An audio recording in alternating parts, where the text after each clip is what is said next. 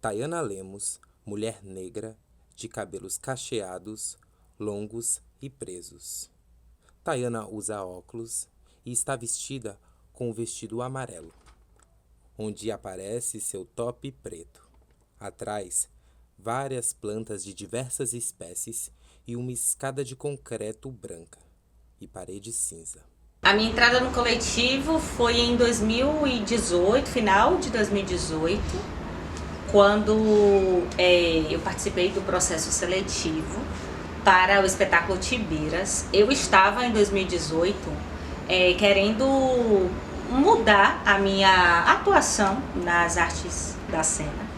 Eu já estava há algum tempo sem atuar, né, nos palcos. Me dediquei às aulas como professora de teatro na educação básica, a pesquisa. Na época eu estava tinha finalizado o mestrado e tinha saído de uma trupe que eu fazia parte e pensado assim muito sobre o que eu queria assim enquanto artista. Eu estava meio em crise assim. O que e como continuar fazendo teatro, mas colocando, né, nas criações aquilo que eu penso sobre as coisas da vida e os olhares, né, políticos, estéticos que eu tenho, alinhando o que eu pesquiso, o que eu desenvolvo como educadora também, a cena. Era uma crise porque eu não estava praticando isso.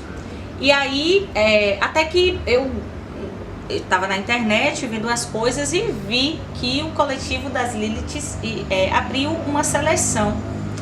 E eu conhecia o coletivo porque conhecia as integrantes por causa da universidade, da escola de teatro, mas eu não tinha uma aproximação assim com a coletividade. E eu resolvi fazer essa seleção. Na verdade, o que me atraiu não foi exatamente a seleção para um espetáculo, mas a chamada era uma seleção para integrar processos pedagógicos do coletivo, o que eu achei massa.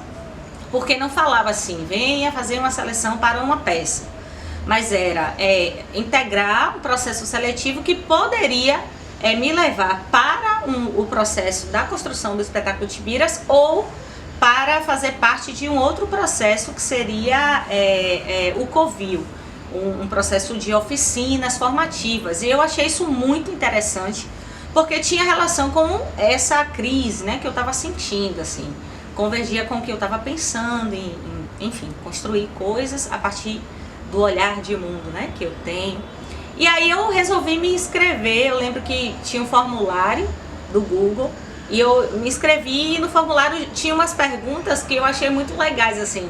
Não perguntava, por exemplo, diga quais são seus interesses artísticos, ou então qual é o seu currículo, o que você já fez. Não era esse tipo de pergunta, mas eram perguntas sobre si, eram perguntas sobre as suas referências, né, desejos, eram perguntas íntimas, eram perguntas sobre as suas compreensões sobre sexualidade, enfim.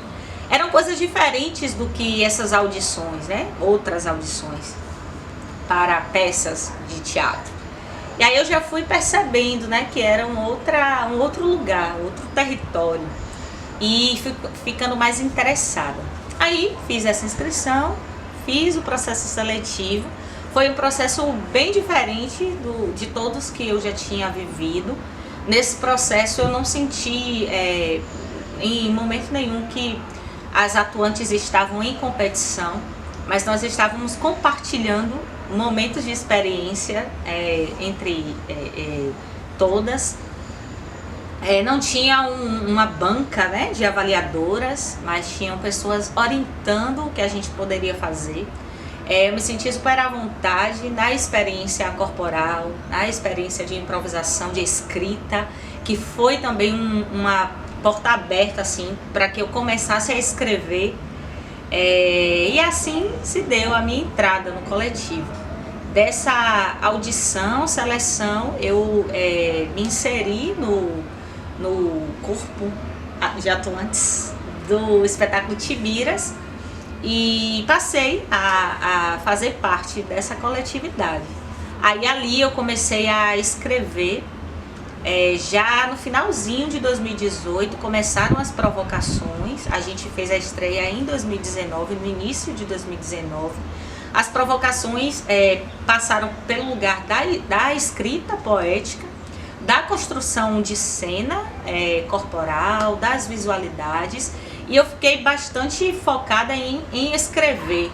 Aí eu fui descobrindo essa outra potência que eu não sabia que eu poderia desenvolver, que era a escrita poética para a cena, a cena teatral, né? E fiz uma escrita que é uma escrita de protesto, mas é também uma escrita política, mas é uma escrita poética, que não é panfletária, né, no sentido de, enfim, fazer da cena um lugar de palanque, digamos assim.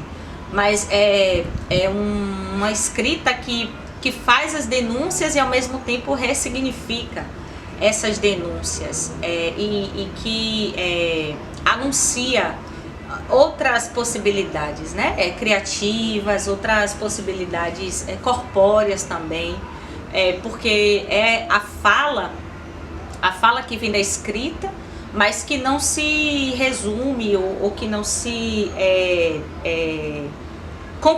que não fica concreta naquilo, né? Que não se cristaliza só no gogó, né? Mas que se amplia assim.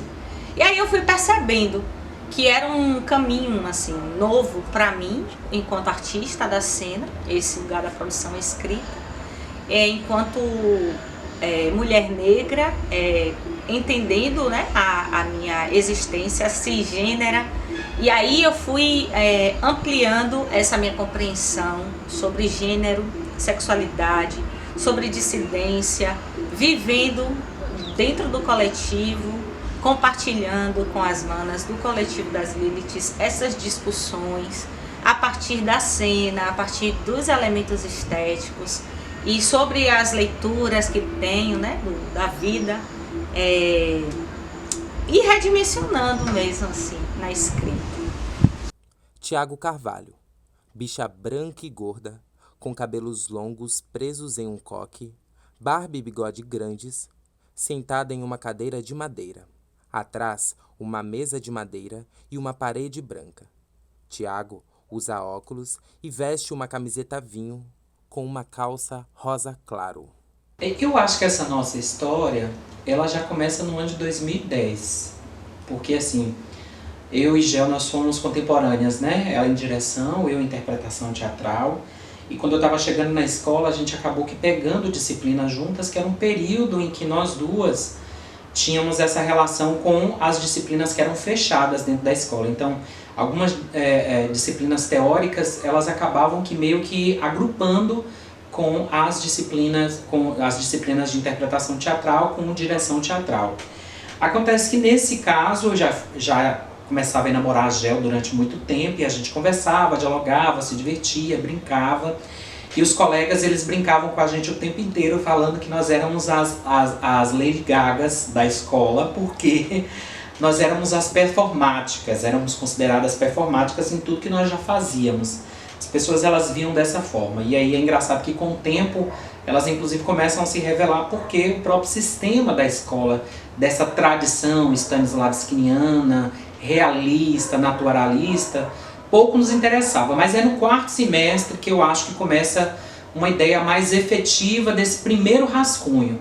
A gente se encontra para montar um trabalho chamado Medeia, que tinha em cena eu e Patrícia, Gel dirigia, e aí a gente começou a tomar gosto por essa ideia de trabalhar junto com o Gel. Quando a gente estava se aproximando da formatura, eu fui fazer o meu trabalho de formatura e obviamente Gel, direção, tinha o trabalho dele que era individual, que ele tinha que dirigir. E ele nos convidou, convidou Yuri, eu lembro que convidou Rick também, e Heron.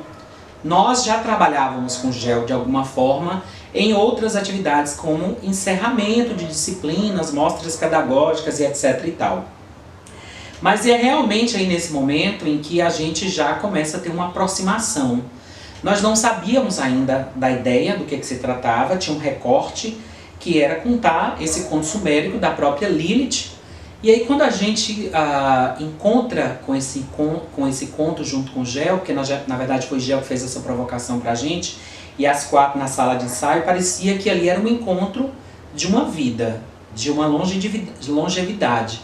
E que a gente ia ficar muito tempo juntas, que ia fazer uma série de coisas. É tanto que não surgiu esse convite. E aí, gente, vamos montar um coletivo. A história da montagem do espetáculo deu segmento e a gente continuou juntas, montando os nossos trabalhos.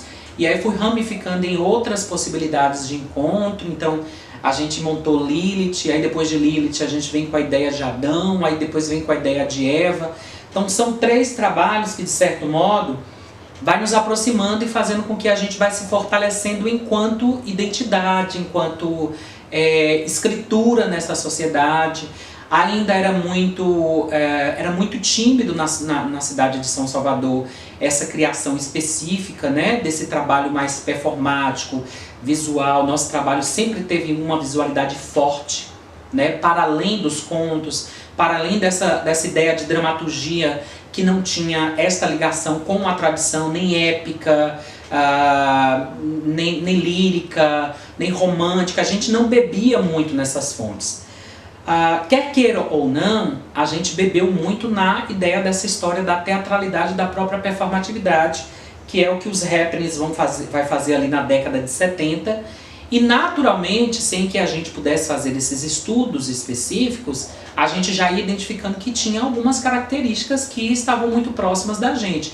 Não só por conta da visualidade, do trabalho que a gente desenvolvia, mas por conta da narrativa. A gente não tinha uma historinha início, meio e fim.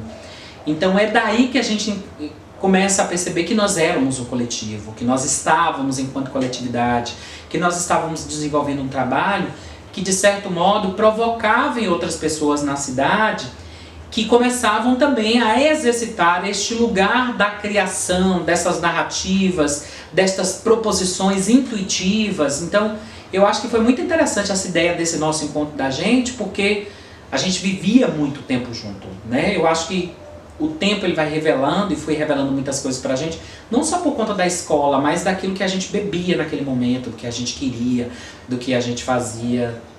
Gustavo Caldana, bicha branca, magra, cabelo raspado e barba rala. Está sentado sobre o parapeito de uma janela de madeira com paredes azuis ao redor. Gustavo veste uma camiseta com estampa de zebra, listras irregulares aleatórias brancas e pretas. Minha relação com o coletivo, ela começa quando eu vou morar na residência universitária. E através de Rick eu conheço e tenho mais proximidade com o trabalho do coletivo. E eu acho que de certo modo foi a Rick que me puxou, né, para essa coletividade. Tanto que a gente internamente a gente brinca, né, a gente chama ela de tem as mames, né, e no caso ela seria a minha mãe nessa coletividade, porque foi ela mesmo que me puxou. E eu sou dessa nova geração, eu entro junto com uma galera bem grande, com essa seletiva, todo mundo faz isso, mas é porque seletiva mesmo, entre aspas, de Tibiras e Procovil.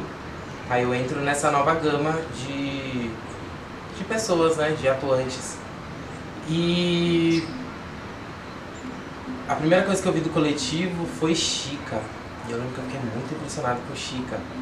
Porque, de certo modo, eu acho que essa narrativa, ela me alivia em alguns pontos, né? Eu fico pensando, imagina se eu tivesse sabido mesmo dessa história de Chica quando eu era adolescente, por exemplo. Talvez eu acho que muitas coisas teriam sido trilhadas com menos peso. Porque a gente reconhecer que dentro do nosso território, pessoas dissidentes, LGBTs, pessoas travestis, enfim, sempre existiram. E eu acho que de certo modo isso é bem aliviador mesmo. E daí, a partir daí dessa minha entrada do coletivo, né, eu faço parte do elenco de Tibiras.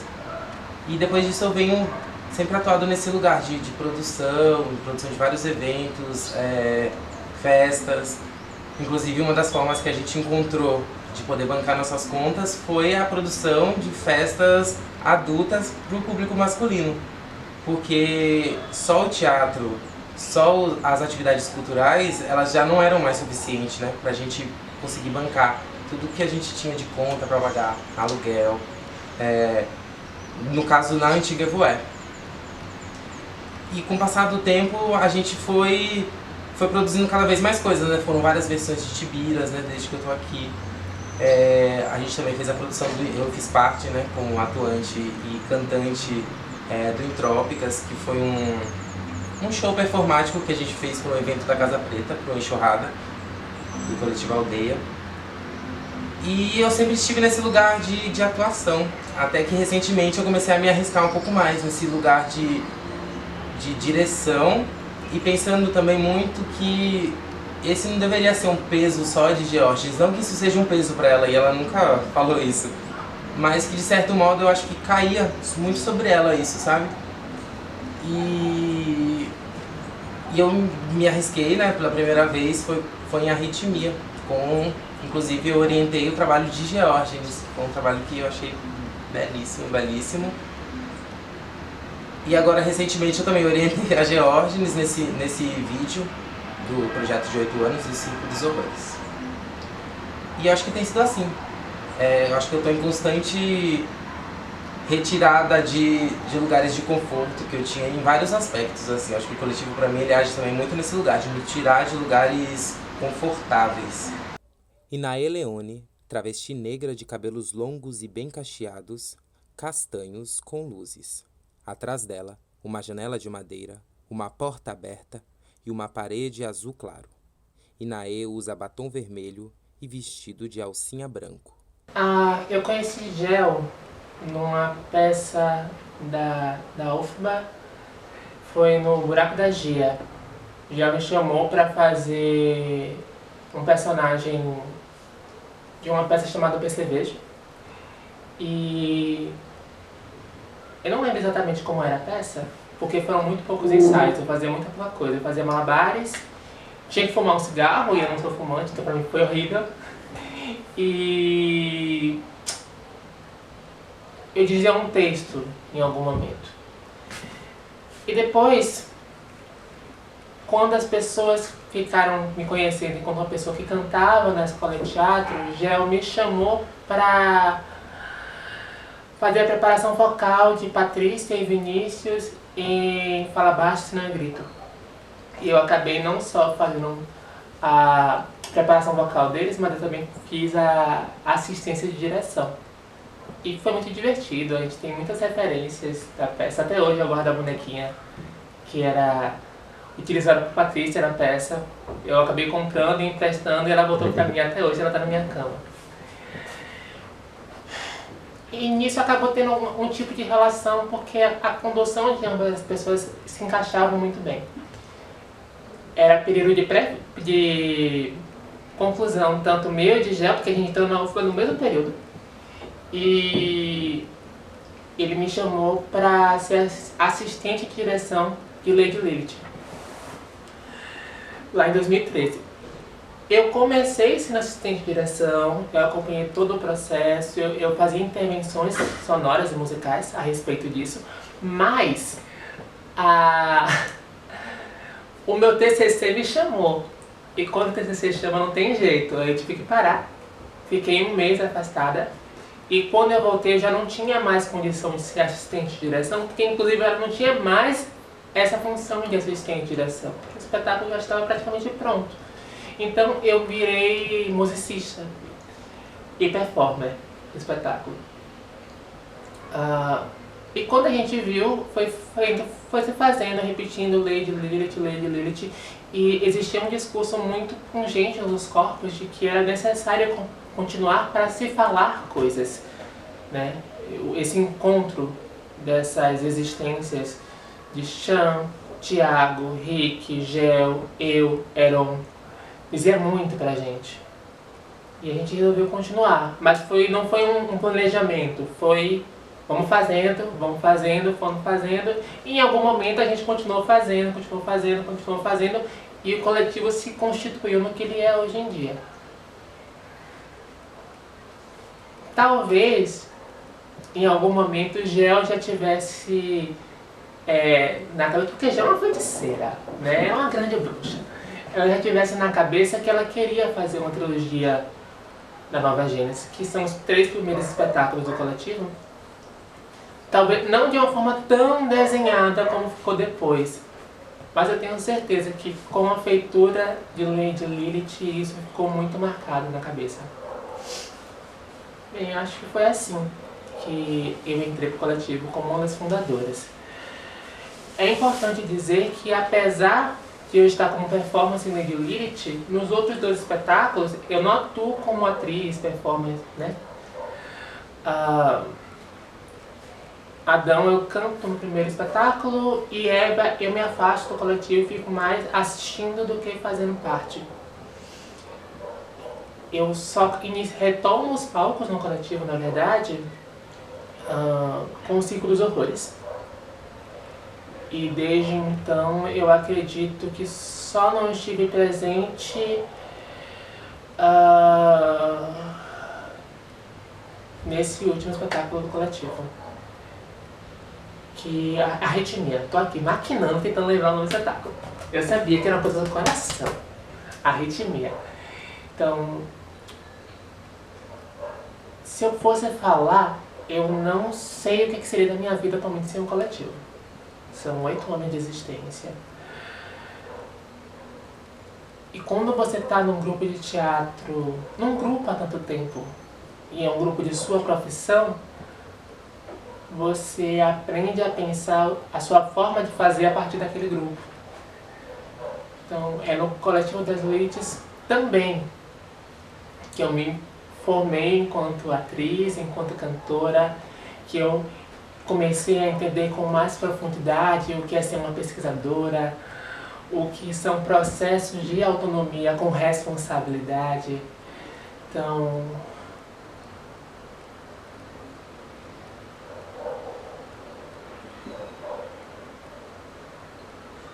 eu sou feliz com o que o coletivo me ajudou a me tornar. Gelton Alves, bicha branca, barba grande e cabelos curtos semi-cacheados. Atrás dele, na parte de cima, aparece o céu de sol poente com algumas nuvens, o bairro do Engenho Velho de Brotas e o Vale do Ogunjá. Abaixo e na lateral, uma mureta branca. Gelton veste uma camiseta azul. O primeiro contato que eu tive com o coletivo foi quando a trilogia da Gênese foi apresentada lá em Camaçari. Não foi a trilogia da Gênese, foi Lady Lilith.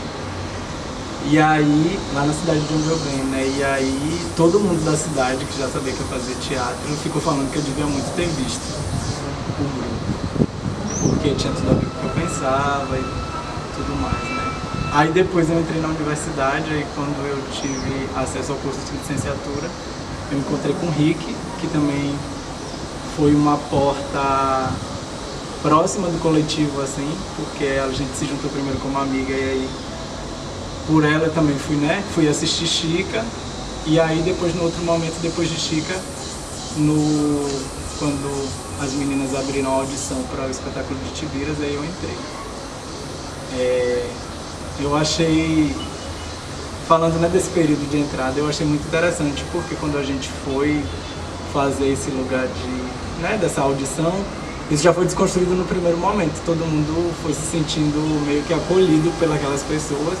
E aí era mais que um entendimento de quem participaria de um trabalho, quem participaria depois a gente entendeu de outro trabalho. Mas eu chego num momento que eu tinha acabado de me mudar de lá de Camaçari, e aí eu começo dentro do coletivo a me instaurar nessa cidade aqui também. Mas por outro lado, como Tibiras vinha muito numa provocação da planta, enfim, do solo, o Gel também sempre trazendo Camaçari. Então foi logo no momento de desvínculo da minha cidade, e quando eu cheguei aqui em Salvador. E tem uma coisa da minha audição que eu acho muito engraçada também, porque eu sempre tive essa boca, né? Quando eu tive 16 anos, a primeira tatuagem que eu fiz foi essa boca. E aí, quando eu entrei na universidade, aí durante algum tempo, essas minhas referências de música pop, porque a boca da Britney, né? Elas eram esvaziadas pelos meus colegas, também pelos professores, quase que colocando esse tipo de conhecimento como uma coisa menor. E aí, no dia que eu fiz a audição, o Jorge me perguntou bem assim, e aí, essa boca, de quem é? Aí eu falei, é da Britney. Aí ela disse que já sabia que era da Brist, mas ela me perguntou para saber se eu ia ter o peito de dizer que era mesmo. E aí eu disse que era, e a partir desse momento eu acho que a gente se conectou. Aí eu chego no espetáculo Tibiras e junto com o coletivo tenho construído esse período, né? 2018 até aqui. A Lady Lilith era um nascimento. E eu começava na porta da escola. E era ótimo porque esse episódio lá do Lady Lilith no início, nós estreamos justamente no período em que estava acontecendo o Festival Internacional de Artes Cênicas, o FIAC. E a gente já percebia a segregação. A gente já percebia a divisão destes lugares, né? De quem tinha direito na escola, de quem não tinha direito. A ideia é que os trabalhos, as mostras pedagógicas tivessem o seu lugar, que era a ocupação desses espaços na própria escola. Já havia performances, trabalhos de rua e etc e tal, que ocupava a garagem, ocupava o feijão, ocupava o lado de fora. Mas eu acho que é o coletivo das Liliths que, de certo modo, vai instaurar uma espécie de ocupação na escola. Porque a gente ocupa não só a sacada da escola, a entrada, o programa de pós-graduação, a própria diretoria, a gente ocupa todo o pavilhão, a gente vai para todos os andares, as cenas acontecem uma seguida a outra e depois simultaneamente a gente leva o público para essas salas e traz esse público de volta para a gente finalizar. Então quando a gente faz isso, de certo modo, a gente começa a romper algumas barreiras que existiam nessa escola que é muito tradicional, né? E que foi tradicional, e que ainda continua sendo tradicional, porque eu acho que o rompimento de tudo isso deve-se a essas grupalidades, a esses artistas que passam por esse lugar, aos alunos, alunas e alunos que também passam, né? E também porque nós estávamos trazendo um trabalho e uma narrativa que tinha a ver com as questões de gênero. E ainda era um momento muito tímido na universidade para falar sobre as questões de gênero, sobre as questões de identidade, sobre as questões de poder. Elas estavam muito concentradas nos textos eurocêntricos das tradições do Ibsen, do Shakespeare, né? E pouco a gente tinha formatura de pessoas que traziam dramaturgias próprias. O nosso trabalho, ele era autoral, ele sempre foi autoral, desde o nascimento dele. Então, essa cena do nascimento, ela vai dizer muito para mim, porque é um nascimento que reverbera em outras provocações. É um nascimento de mim mesma, né, dentro dessa coletividade. Um nascimento de mim mesma enquanto artista da própria cena, enquanto produtor, enquanto gestor, para identificar algumas características dessa identificação, inclusive das opressões que nós vivíamos dentro daquele lugar. Mas também é interessante porque nós circulamos na cidade com esse trabalho em vários lugares. Então, residência universitária, que foi sempre o nosso ponto de apoio, ele foi um lugar importantíssimo para a ramificação, o entendimento das nossas atividades, foi o nosso espaço de laboratório. Eu acho que, expressivamente, foi a nossa primeira sede de atuação, né? A residência universitária do Largo da Vitória, que é uma casa para estudantes da Universidade Federal da Bahia. Nós também tivemos a Escola de Belas Artes. Nós fizemos algumas circulações pelos interiores do estado da Bahia. E é engraçado que tem uma história interessante sobre esse pensamento, essa coisa do nascimento, de estar sempre na porta recebendo. Em Simões Filho, a gente foi apresentar uma circulação dessa, de ocupação. A gente foi para um espaço que era uma igreja, se tornou um lixão na cidade. E ele estava começando a ser revitalizado para ser um espaço cultural. E nós inauguramos esse espaço. Do lado tinha um bar e na semana a cidade ela estava sitiada porque aconteceu uma série de assassinatos na cidade. E a gente resolveu fazer o espetáculo mesmo assim na cidade. E aí aconteceu na porta a primeira cena e as 3 outras cenas aconteciam dentro do pavilhão, que era uma igreja pequenininha, no formato de igreja pequenininha, mas ela estava sem absolutamente nada. E aí o que aconteceu? Na portaria, quando aconteceu a primeira cena, então tem um músico que ficava na porta, que era Tomás.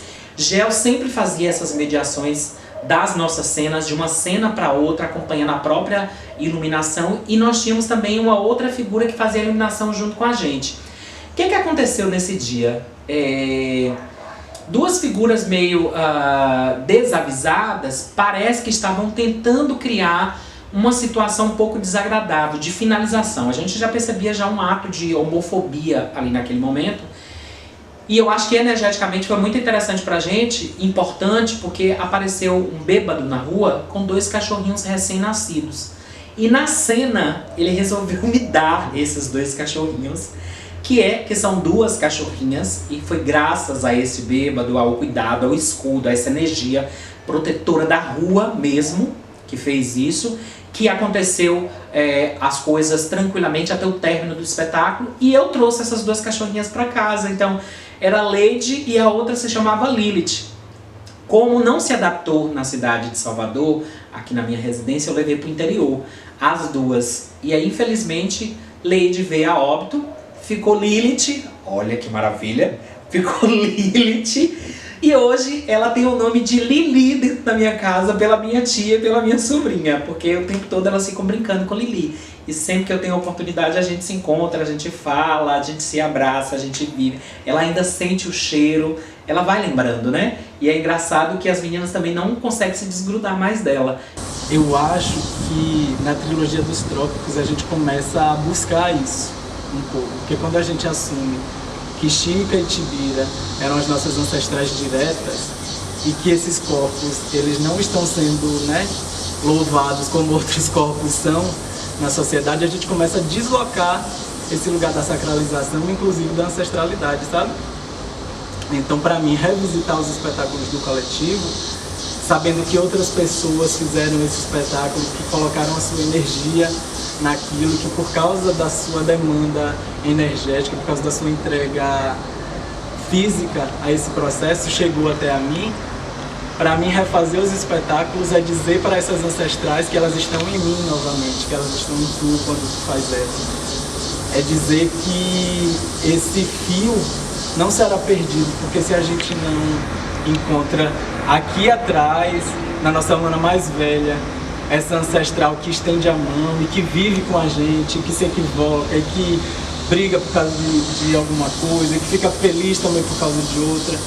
Mas se a gente não colocar a nossa ancestralidade próxima, palpável, a gente vai viver sempre a ideia de um ancestral que está distante da gente, sabe? Daquela que nunca será alcançada por nós, porque o que foi constituído na nossa cabeça como uma imagem ancestral não nos inclui, entendeu? Então, para mim, revisitar os espetáculos é dizer para as mais velhas que essa mesma flecha que foi atirada lá atrás, eu carrego agora, outra pessoa vai carregar daqui a algum tempo, mas que não há mais tempo para retroceder. E que nada será esquecido, nada será postulado, né? Tudo é fluxual mesmo, assim, a gente vai indo para frente, sabe? Agora, Geórgenes Isaac se maqueia sob um espelho redondo e adiciona diversos acessórios como pulseiras, anéis, brincos e colares. Desta vez, ele usa um vestido vermelho de amarrar no pescoço. Eu acho interessante a gente começar a falar desse lugar de descentralização, mas entendendo que descentralização é essa. Quando a gente funda o coletivo em 2013, eu me formando em direção teatral, tinha junto comigo um time de artistas que buscavam mais autonomia, que buscavam mais independência dos seus trabalhos. E para mim, enquanto pessoa que se formou em artes cênicas, no curso de direção teatral, surgiu ali um grande desafio. Mas eu também, hoje, em 2022, eu associo algumas coisas ao racismo. Eu me formo em 2013 e no cartaz da minha formatura não tem o meu nome. No ano seguinte, as integrantes, a Chan, a Thiago, a Rick, a Heron, falam: mano, por que não tem o seu nome no cartaz? E aí, no decorrer dessa história, algumas atuantes começaram a me questionar de que esse lugar de direção talvez tenha sido um lugar que foi pensado estrategicamente, historicamente, de centralizar, da gente reproduzir outras estruturas que se assemelham à estrutura proposta pelo capitalismo, né? Chefe, empregado, superior, inferior. E aí eu comecei a assinar como provocação, entendendo-me como uma integrante do grupo, que ocupava um lugar de coordenação das atividades pedagógicas e artísticas. Então, nesse sentido, eu não construía sozinha. Eu provocava um tema, eu provocava uma discussão, eu provocava uma reflexão, conduzia e orientava. Mas me recusava a utilizar o termo direção, porque eu não me enxergava essa pessoa, aquela pessoa centralizadora. Agora, em 2022, eu sinto a necessidade de voltar ao nome direção e reclamar uma outra leitura do nome direção, porque somente agora o coletivo das Liliths também me enxerga como atuante, no sentido de ir para cima. Então, se a gente questiona o lugar da direção, a gente também questiona o lugar da atuação. E todas as integrantes, na sua maioria, têm a possibilidade de atuar dentro dessa plataforma, ora como diretora, ora como atuante. Acho importante a gente voltar nesses conceitos de diretor, nesse conceito de provocador, de encenador, se apropriar estrategicamente de algumas terminologias utilizadas pela hegemonia para questionar, para apontar um novo caminho. Então hoje, em 2022, eu volto para a palavra direção e volto porque entendo a importância do meu nome, da minha existência estar associada à direção de um trabalho, inclusive por uma questão de compromisso, de reparação histórica com as minhas, com os meus. Na minha família, eu entro no ranking das 10 únicas pessoas que entraram na universidade. Não é justo com a luta dessas pessoas eu abrir mão de um título que não é só meu e que foi construído por muitas mãos. Então hoje, em 2022, eu volto à minha formação de direção e também assumo um lugar de atuante em cena, que foi um lugar também que, historicamente, não dentro do coletivo, mas nos lugares que eu passei, me foi negado. Muita gente que se encontrou ali nessa seleção, né, que desde o início não ficou muito claro assim, não é uma seleção para fazer um espetáculo onde as pessoas estão competindo, mas é uma seleção para que a gente conte uma história juntas. E essa história é contada a partir de visões diferentes, né? De vivências diferentes, de experiências, experiências autorais. Isso é um desafio assim, enorme.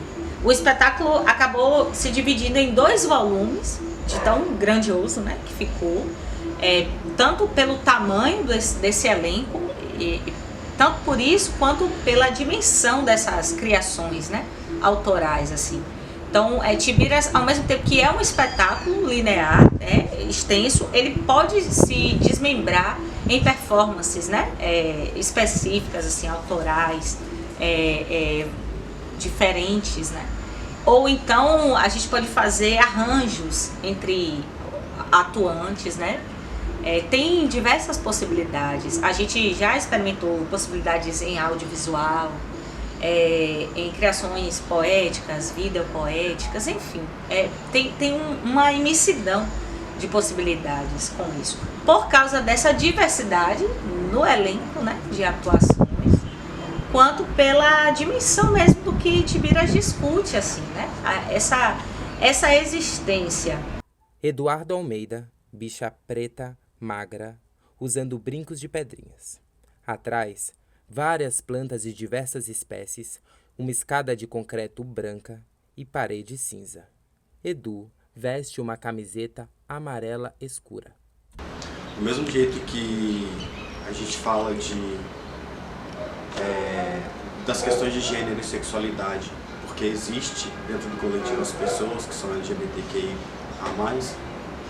e assim como tem essas pessoas, também existem pessoas pretas. Então o recorte para além do coletivo, na vida mesmo, o recorte de raça e gênero, eu acho que ele já não é dissociável. Então dentro do coletivo ele se associa mais ainda, porque nós temos pessoas pretas dentro do coletivo, LGBTQIA+, então essas pessoas pretas, obviamente, para os seus processos, para as suas relações, elas vão falar sobre isso, elas vão falar sobre raça, por serem pessoas pretas, elas vão falar sobre isso, assim como as pessoas LGBTQIA+, também vão falar sobre seus atravessamentos, e aí eu acredito que o coletivo contribui e também levanta essa pauta contra o racismo, e a gente busca também alinhar esse discurso de gênero. Eu acho que está sempre muito atrelado ao discurso de raça. Para começo de conversa, eu acho que o coletivo foi o primeiro grupo que acreditou em mim.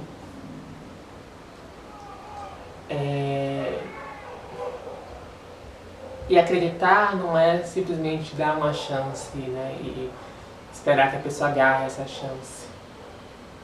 O coletivo ele ajudou a me moldar enquanto artista, enquanto perspectiva de trabalho estético, político, pedagógico. Adoro falar isso, PPP.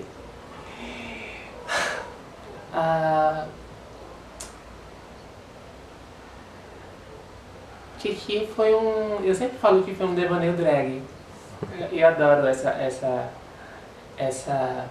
afirmação. Minha mãe diz que Kiki Inaê, ela é uma assassina dupla, né? Porque ela matou Kiki e ela matou a identidade pré-transição.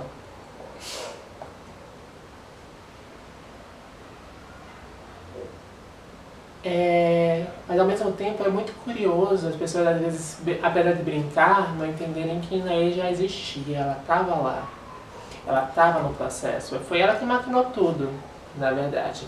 E talvez essa identidade em pré-transição e essa drag queen Kiki foram estratégias para que eu experimentasse meu corpo para que eu chegasse.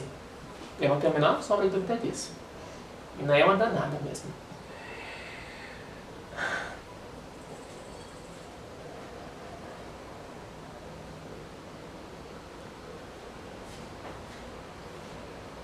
O coletivo, ele inevitavelmente acaba sendo uma ponte, um trampolim para todo mundo que faz parte do coletivo. Pela história do coletivo, pela visibilidade do coletivo, pela capacidade de formar, né, de colaborar em processos criativos do coletivo.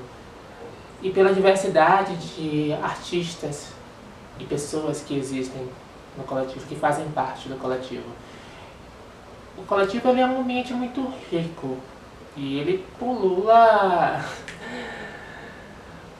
fazer. Tanto que ele é um coletivo que está em atividade ininterrupta desde que foi concebido, né?